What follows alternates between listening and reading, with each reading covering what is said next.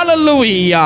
சாத்தான் உங்கள் மேல ஒரு சால்வையை கொண்டு வருவான், துக்கத்தின் சால்வையை கொண்டு வருவான். அவன் கொண்டு வரட்டும், அவன் கெட்ட செய்தியை கொண்டு வரட்டும், அவன் உங்களை கண்ணீர் விடும்படி காரியத்தின் செய்தியை கொண்டு வரட்டும். அந்த சால்வையை கிழித்தெறிய உங்கள் ஜெபம் போதுமா இருக்கும் என்றால் அந்த மகிமை அந்த இருளின் சால்வையை உடைத்து எரியும், கிழித்து எரியும். அந்த துக்கத்தை நீங்கள் எளிதாய் மேற்கொள்வீர்கள்.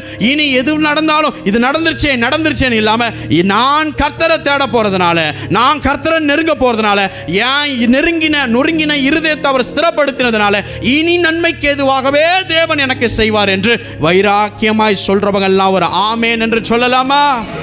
ஹல்லேலூயா. உடைந்த அவங்க இருதயம் சந்தோஷப்பட்டுச்சுங்க, பூரிப்படைஞ்சிச்சுங்க, ஆச்சரியமான காரியங்கள் உங்க வாழ்க்கையில் நடந்ததுங்க. நான் உங்களுக்கு இந்த வேளை கர்த்தருடைய வார்த்தை ஒரு ஊழியக்காரனாய் சொல்லுகிறேன். கர்த்தர் இனிமேல் தான் பெரிய பெரிய காரியங்களை உன் வாழ்க்கையில் செய்வார். இனிமேல் தான் அதிசயங்கள் உன் வாழ்க்கையில் நடக்க ஆரம்பிக்கும். இனிமேல் தான் நீ வாழ்வே, கட்டப்படுவே, நல்லா இருப்ப. ஹல்லேலூயா. உங்கள் இருதயம் இனிமேல் அதிசயப்பட்டு பூரிக்கும்.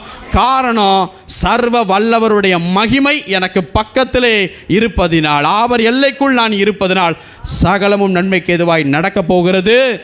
அவரை விசுவாசிங்கள் எனக்கு அன்பானவர்களே. கர்த்தருடைய மகிமை செத்த நிலையை கூட மாற்றும்.